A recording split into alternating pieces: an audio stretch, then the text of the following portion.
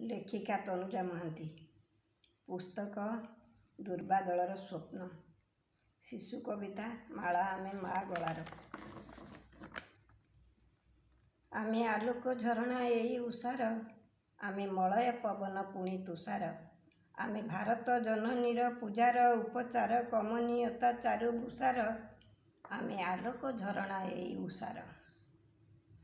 ଆମେ ହସୁଛୁ ହସୁଥିବୁ, ଜୋଛନା ଧାରା ହୋଇ ଖସିବୁ।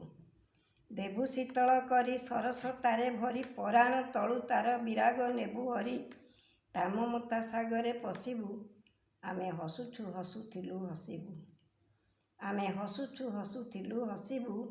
ଆମେ ଦେଖାଇ ଦେବୁ ଶାନ୍ତି ସରଣୀ, ସୁଗୁଣ ବାସେ ଭରି ଧରଣୀ। ଆଶିଷ ତାର ମାଗି ଆମେ ଉଠିବୁ ଜାଗି, ହୃଦୟ ସମର୍ପିବୁ ତା ପଦ ସେବା ଲାଗି। ବାହିବୁ ଏ ଜୀବନ ତରଣୀ, ଦେଖାଇ ଦେବୁ ଶାନ୍ତି ସରଣୀ। ଦେଖାଇ ଦେବୁ ଶାନ୍ତି ସରଣୀ। ଆମେ ତାପଦ ରେଣୁ ହୃଦେ ବୋଳିବୁ, ଭକତି ସୁମନତା ତୋଳିବୁ। ବିଜୟ ଝଣ୍ଡା ଟେକି ଆମେ ଯିବୁରେ ଲେଖି, ଜୟ ଗୀତିକା ତାର ତାମୁଖେ ହସ ଦେଖି। ଉଜ୍ଜ୍ୱଳ ସୂର୍ଯ୍ୟ ପରି ଜଳିବୁ, ତାପଦ ରେଣୁ ହୃଦେ ବୋଳିବୁ। ଆମେ ବଡ଼ ନିଶ୍ଚୟ ହେବୁ କାମରେ, ଆଶା ନ ରଖି ବଡ଼ ନାମରେ। ସ୍ୱାର୍ଥପରତା ଭୁଲି ତାକୋଳେ ବୁଲି ବୁଲି, ଭରିଦେବୁ ଆମର ତା ସ୍ନେହ ଶୂନ୍ୟ ଝୁଲି।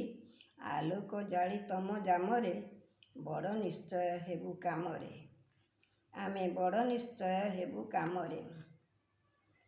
ଆମେ ହାର ଭାରତ ମାତା ଗଳାର, ମୋତି ମାଣିକ କର ବଳାର। ଆସିବୁ ଥର ଥର ମାନ ବଢ଼ାଇ ତାର, ତା ଶିଶୁ ଗୌରବ ନେବାକୁ ବାରମ୍ବାର। ହୋଇ ଅତିଥି ତା ଇନ୍ତୁଡ଼ି ଶାଳାର, ଆମେ ହାର ଭାରତ ମାତା ଗଳାର। ଆମେ ହାର ଭାରତ ମାତା ଗଳାର।